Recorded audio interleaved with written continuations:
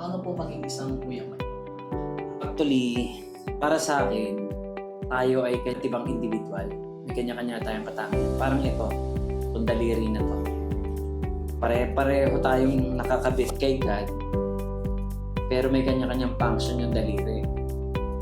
Ito, pang thumbs up. Ito, naninisi. Ito para saan? Di ba? Sabi, pang booger or something. Ito, wedding ring. Singer. Ito, hindi maganda, di ba? Middle finger. So, sa akin, parang kung mag-agree ka, hindi mo dapat pangarapin na paano maging isang Kuya Mike. Dapat paano maging isang Kuya Erickson.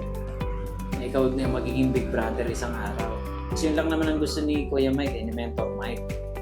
Na tayo magtulungan so that we can create new champions, new leaders